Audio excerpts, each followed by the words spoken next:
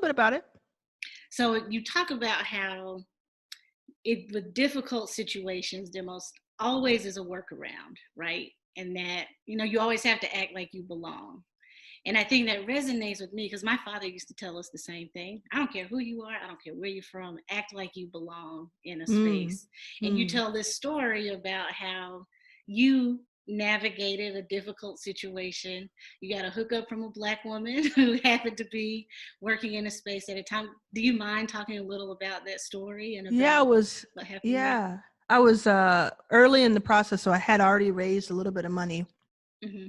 and I was trying to get this very particular investor, billionaire investor, to put in just a few $1,000s into the fund that would be very meaningful at the time.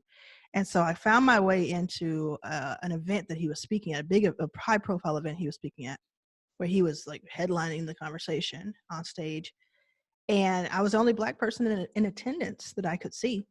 Wow. And I wanted to talk to him because I had talked to him a little bit on email, but I wanted him to see me and talk to me, and I didn't know exactly how to do that. So the other Black people who were there were servers, Mm. and I went up to one woman, and all I wanted to do really was just like ask her, like, do you know?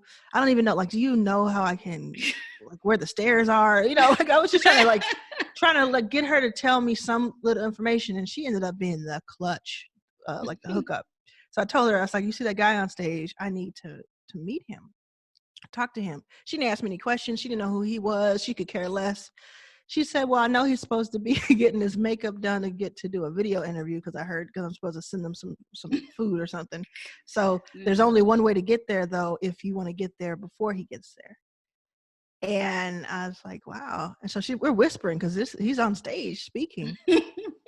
So there's an elevator behind us. There's a bar to our left.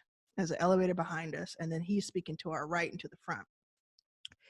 And she goes, this service elevator will take you to where he's going to be, so you can get there before he does, and then nobody else will have access to it. So she puts her hand down. She doesn't. We don't look at each other. We kind of stand side by side. She puts her hand down. She pushes the button to the elevator. I slide back in the elevator without the slide on back like the Homer Simpson gif. And then she pushes the button to go up, and I head on up. And I'm there. When he gets there, he has 30 minutes where he has to get his makeup done. I'm able to talk to him uninterrupted. And he had seen me online before, so he wasn't completely like taken out of nowhere with it. But it was it was the hookup, and we had a great conversation. I'll talk more about it in the book, what we talked about and how it turned out. Mm.